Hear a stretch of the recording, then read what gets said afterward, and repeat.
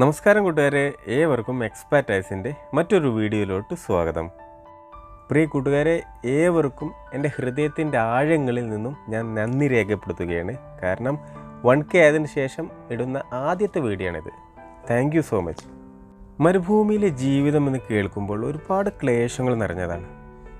ഒരാഴ്ചത്തെ വിശ്രമമില്ലാത്ത ജോലിക്ക് ശേഷം നമുക്ക് വീണ് കിട്ടുന്ന ഒരു അവധി ദിനത്തിൽ ഏകദേശം രാത്രി ഏറ്റവും ഇഷ്ടപ്പെട്ട കുറച്ച് കൂട്ടുകാരുമൊത്ത് ഒരു കടൽ തീരത്തെ മണൽപ്പരപ്പിൻ്റെ അടുത്ത് ചെന്നിരിക്കുക. ഒരുപാട് വർത്തമാനങ്ങൾ പറഞ്ഞുകൊണ്ട് കളിച്ചും ചിരിച്ചും, ഒപ്പം നമ്മുടെ ഏറ്റവും പ്രിയപ്പെട്ട ഒരു പാട്ടുകാരൻ, അതും ഖത്തറിലെ ഏറ്റവും മികച്ചൊരു ഗായകൻ. നേരിയ ഇരുട്ടിൽ വെട്ടിത്തിളങ്ങി നിൽക്കുന്ന ചന്ദ്രനെയും അനന്തമായി കിടക്കുന്ന കടലിൻ്റെ അടുത്ത് നിന്ന് ആ മാനം നോക്കി കിടന്നുകൊണ്ട് നേരം വെളുക്കും വരെ നമ്മുടെ പ്രിയപ്പെട്ട രവീന്ദ്രൻ മാഷിൻ്റെയും മുഹമ്മദ് റാഫിയുടെയും ഉമ്പായുടെയും ഒക്കെ മനസ്സിനെ തണുപ്പിക്കുന്നൊരു സംഗീതം കേട്ടുകൊണ്ട് അങ്ങനെ കിടക്കാൻ, മാനം നോക്കി കിടക്കാൻ നിങ്ങൾ ആരെങ്കിലും ഇത് ചിന്തിച്ചിട്ടുണ്ടോ? നിങ്ങളുടെ ഭാവനയിൽ വന്നിട്ടുണ്ടോ? എന്നാൽ ഈ ഒരു വിനോദം അറബി നാട്ടിലെ പ്രവാസികളുടെ ഇഷ്ടപ്പെട്ട ഒരു വിനോദമാണ്.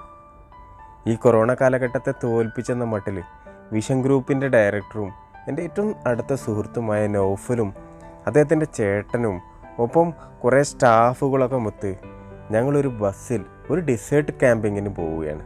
ഒപ്പം നമ്മുടെ ഇഷ്ടപ്പെട്ട അനുഗ്രഹീത കലാകാരൻ മുഹമ്മദ് തൊയ്യിബ് എന്ന സുഹൃത്തും. അദ്ദേഹത്തെക്കുറിച്ച് പറയുന്നതിന് മുമ്പ് നിങ്ങൾ ഈ പാട്ടൊന്ന് കേട്ടു നോക്കൂ.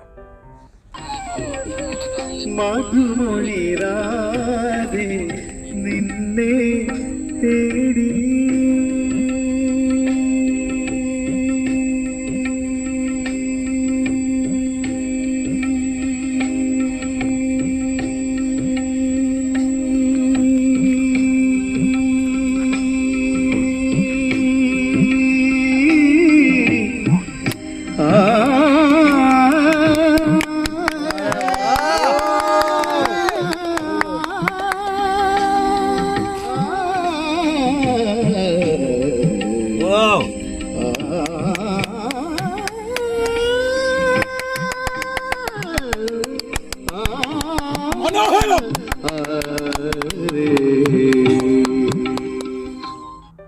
ദോഹയിൽ നിന്നും ഏകദേശം 50 കിലോമീറ്റർ അകലെ താഹിറ എന്ന ഡെസേർട്ടിൽ പോകാനാണ് ഞങ്ങളുടെ പ്ലാന്. ഹാരിസ്ക്കാണ് ഡ്രൈവിംഗ് ചെയ്യുന്നത്. അവരുടെ ക്യാമ്പിലെ ഒരു വോൾവോ ബസ്സിലാണ് യാത്ര. അവിടെ ചെന്ന് കുറേ ഭക്ഷണമൊക്കെ പാചകം ചെയ്ത് ഒന്ന് ഉല്ലസിക്കാനാണ് ഞങ്ങളുടെ ആഗ്രഹം. എല്ലാവരും ചെറിയ തോതിൽ പാട്ടൊക്കെ പാടി അങ്ങനെ സന്തോഷിച്ച് പോവാണ്.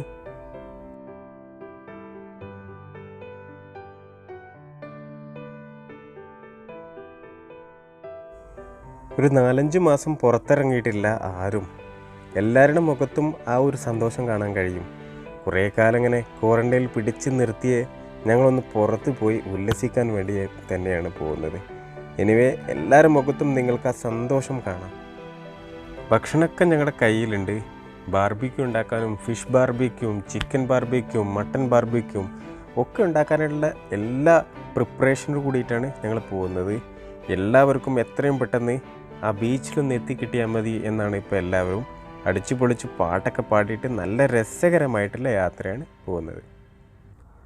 നേരം കുറച്ച് ഇരുട്ടായി ഞങ്ങളവിടെ എത്താൻ.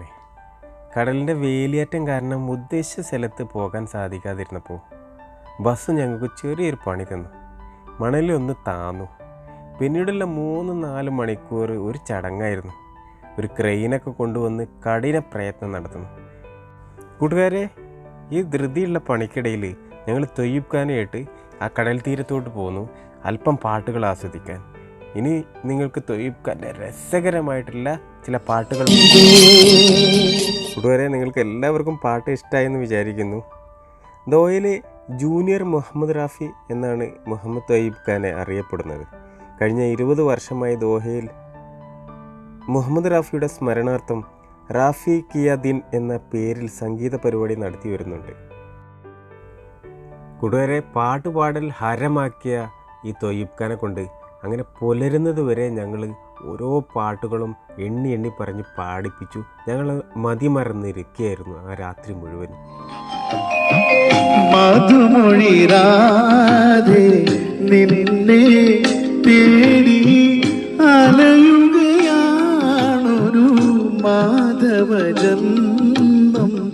അറിയുകയായി അവനീ ഹൃദയം അരുണസിന്ദൂരമാ കുതിരും മൗനം നിൻസ്വരമണ്ഡപനടയിലുണർന്നു പൊൻതരിയായി വമരെരിയുകയല്ലോ നിൻ പ്രിയ നർത്തനവനിയിലുണർന്നു മൺതരിയായി സ്വയമൊഴുകുകയല്ലോ സരിഗരിഗമ സരിഗരിഗമ ഗമ പദ പാപദ ദാനി സരി മഗരി സരി സരി ഗ മഗരി സരി സരി ഗ മഗരി സരി സരി ഗ ഹരി മുരളീര. അദ്ദേഹത്തിൻ്റെ 14-ാം വയസ്സിൽ സ്കൂളിൽ നിന്നും ഏ ദുനിയ രഖ്വാല എന്ന ഗാനം പാടിയാണ് ഇന്ന് ഈ നിലയിൽ വരെ എത്തി നിൽക്കുന്ന ആ വലിയ ജേണി. मेरी जिंदगी में तू है मेरे पास क्या कमी है जिसे गम नहीं फिजा का वो बहार तूने दी है मेरे हाल पर हुई है तेरी खास मेहरबानी तेरे पास मेरा दिल है मेरे प्यार की निशानी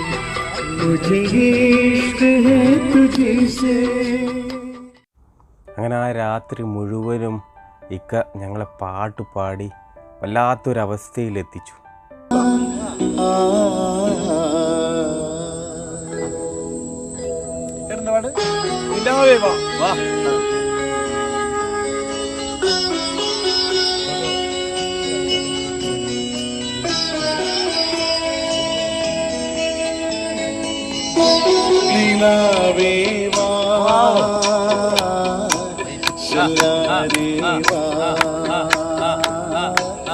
എന്നാലും പൊൻവാനം നീവാൻ തിരുந்தாலும் நினைவாலே அனுப்பே நிலாவேவா